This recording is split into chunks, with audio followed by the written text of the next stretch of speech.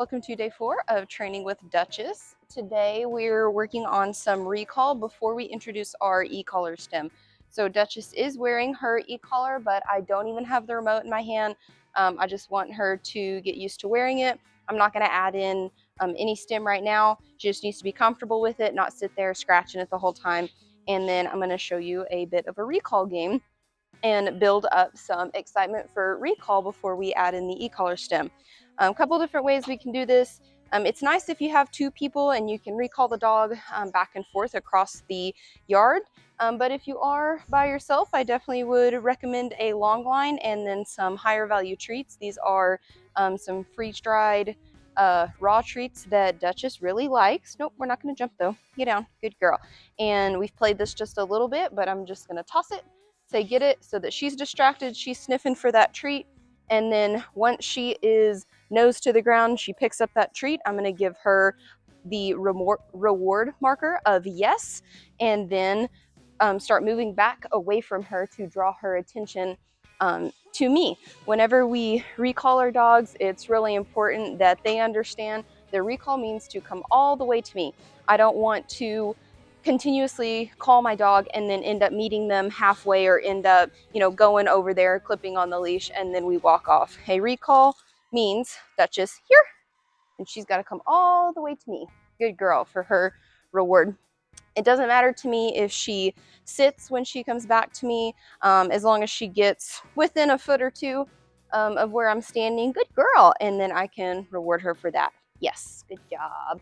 Very good, Duchess. So we'll play this game a little bit. I may speed up some of it and then jump towards the end.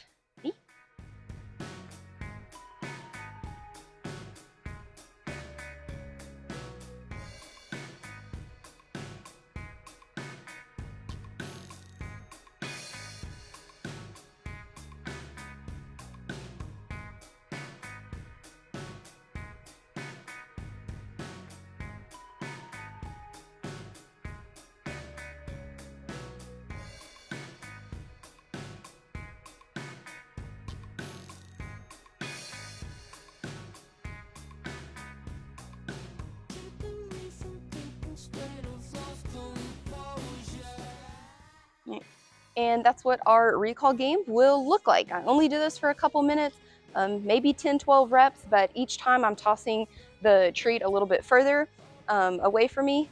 Well, not necessarily further. I've started short and then maybe 6-7 feet away. I can increase the distance with that. What I meant to say was toss the treat in different directions that you're going. I don't only want to toss in one direction. That is the same idea as the place caught.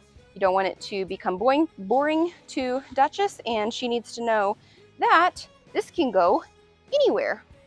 And even though my back is turned to her, Duchess, here, good girl. She does not have to be looking at me to hear that recall command. And one other thing that I did not mention before, the long line. This is, I think, a 12-foot leash. This is really important when we're working recall, because I don't want Duchess to blow me off. If she is going after the tree and then she gets sidetracked and starts sniffing elsewhere, I don't want to say, Duchess, here, here, here, come here, come here, come here, and then she is completely tuning me out. I want to give the recall command, or excuse me, I want to say her name, Duchess, here, and I want to say it one time. And then if she doesn't follow through with that, this is what the long line is for, and I can reel her in back towards me. Whenever we start our e-collar recall, it's going to be pretty vital that we also have our long line for that. But as we're working this game, I don't want any tension on the leash when she is going out to get her treat. She needs to understand that, hey, you have the freedom to go sniff, you go get your treat, but then when I say, Duchess, come, that's a good girl. I want to draw her in my direction. That's a good girl. And we will end it right there. That is day 4 with Duchess, and let me know if you have any questions, as always.